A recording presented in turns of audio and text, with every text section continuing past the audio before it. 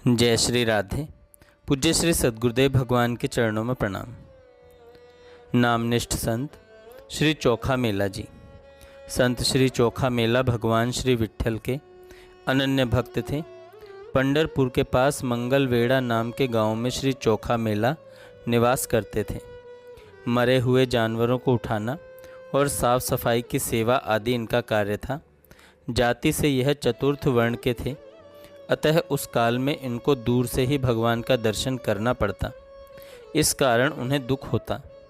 काम धंधा करते समय चोखा मेला के श्रीमुख से हृदय की धड़कन के समान सतत भगवान का नाम स्मरण होता रहता।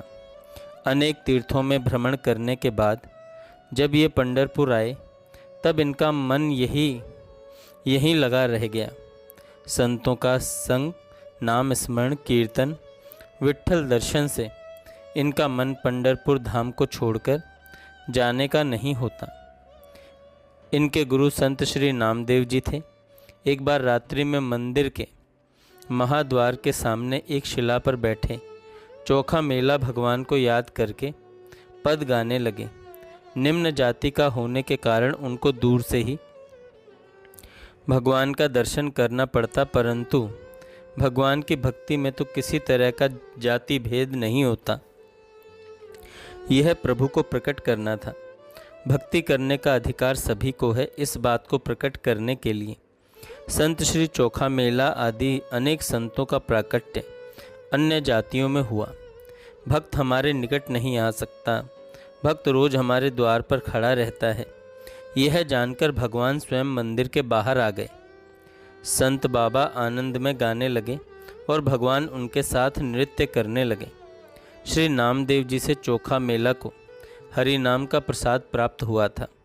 संत श्री नामदेव यद्यपि चोखा मेला के गुरु थे, परंतु नामदेव जी को संत चोखा मेला की भक्ति का प्रताप भली भांति ज्ञात था। कुछ समय बीतने पर मंगलवेड़ा गांव की सीमा पर सुरक्षा हेतु बड़ी दीवार बांधने का काम निकल आया। मुगल शासन था। आसपास के क्षेत्रों से कड़ाई और जोर जबरदस्ती करके सैनिकों ने मजदूरी हेतु आदमी लाना प्रारंभ कर दिया। उसमें संत चोखा मेला को भी पकड़ा गया। बाबा कहने लगे, हमको भगवान के धाम से बाहर मत ले जाओ। यहाँ पंढरपुर के अंदर जो मिले वो काम मैं करने को तैयार हूँ। परंतु किसी ने उनकी बात नहीं सुनी। दीवार बनाने का कार्य आरंभ हुआ। संत चोखा मेला का शरीर तो मंगलवेड़ा में था, परंतु मन से वे भगवान के पास पंढरपुर में ही रहते। एक रात्रि में जब मजदूर थक कर दीवार से लगकर सो गए और उसी रात्रि में तूफान आ गया।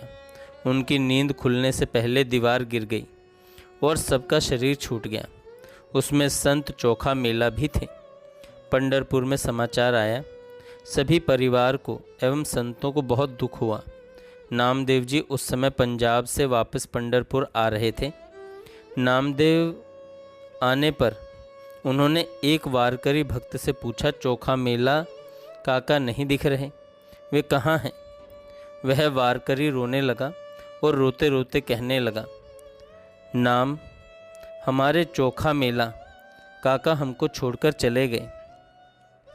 नामदेव जी को संत के विरह से बहुत दुख हुआ। नामदेव जी बहुत देर तक चोखा मेला काका की याद करके रोते रहे।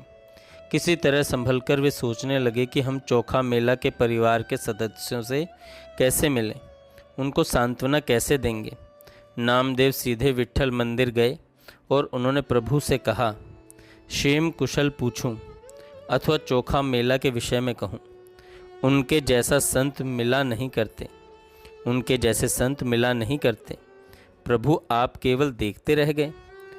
बाबा तो आपके परम भक्त थे, आपने उनको अपने पास बुला लिया, पर हमारा क्या? भगवान भी मौन होकर रो रहे थे। प्रभु ने कहा, चोखा मेला जगत में आए और कार्य करके चले गए, पर सत्य कहूँ तो वे आए भी नहीं और गए भी नहीं। शरीर का वस्त्र क्या चोखा मेला है क्या? नाम तुम तो ये सत्य जानते हो, चोखा मेला तो भक्तों का निर्मल प्रवाह है। वे आए भी नहीं और गए भी नहीं। नामदेव, मेरी एक इच्छा है कि इच्छा है जो तुम्हें पूर्ण करनी है।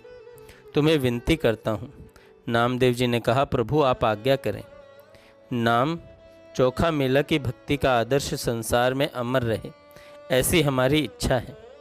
उनके जैसे संतों के कारण ही तो हमारी भगवत्ता है।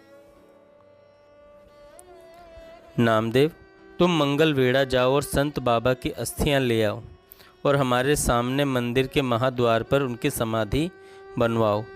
नामदेव जी ने भक्तवत्सल भगवान की स्तुति की और कहा, प्रभु वहाँ बहुत से लोग दीवार के नीचे दबकर मृत्यु को प्राप्त हुए, उनमें चोखा मेला की अस्थियां कैसे पहचानें? भगवान ने कहा, नामा तुमको यह भी हम ही बताएं क्या? नामदेव ने अपना मस्तक प्रभु के चरणों पर रखा। भगवान के 2 अश्रु नामदेव जी के मस्तक पर गिरे। नामदेव मंगल वेड़ा आए। सर्वत्र बिखरे मांस और हड्डियों में बाबा की हड्डियां ढूंढने लगे। चोखा मेला की अस्थि हाथ में आते ही उनसे दिव्य सुगंध प्रकट हो जाती और दिव्य विट्ठल नाम सुनाई पड़ता। हड्डियों जैसी निर्जीव वस्तु, मल मूत्र मांस से भरे शरीर में भी दिव्य सुगंध और हरि नाम प्रकट करना, यह तो संतों की भक्ति का प्रताप ही है। अस्थियां लेकर नामदेव जी पंढरपुर आए और मंदिर के प्रमुख के पास जाकर भगवान की आज्ञा सुनाई। मंदिर प्रमुख को बात पर विश्वास नहीं हुआ और उन्होंने समाधि के लिए स्थान देने से मना कर दिया। दूसरे दिन नामदेव जी के साथ कुछ वारकरी संत और चोखा मेला के परिवार के सदस्य भी मंदिर प्रमुख के पास आ गए और समाधि के लिए स्थान देने की विनती करने लगे। इतने सबको देखकर मंदिर प्रमुख कुछ डर गए और उस समय उनको चालाकी सूझी। उन्होंने सोचा, ये सब दरिद्र हैं, इनसे बड़ी राशि मांग लेता हूँ तो ये चले जाएंगे। उसने कहा, मैं आपको जगह देता हूँ, पर महाद्वार की जगह है, महंगी है। आप लोग 1 सहस्त्र स्वर्ण मुद्राएं लाकर दो तो कुछ बात बनेगी। सारी संत मंडली निराश होकर लौट गई। विजय प्राप्त हो गया सोचकर मंदिर प्रमुख घर आए। दोपहर का भोजन आया। पत्नी ने बढ़िया बढ़िया व्यंजन थाली में परोसे। उन्होंने थाली से रोटी उठाई और मुख में डालने गए तो मुख में आ गई स्वर्ण मुद्रा। खीर की कटोरी मुख की ओर ले गए तो वह भी स्वर्ण मुद्राओं से भर गई। मुख में डालने के लिए निवाला उठाते तो स्वर्ण मुद्रा और नीचे रखते तो पुनः अन्न हो जाता।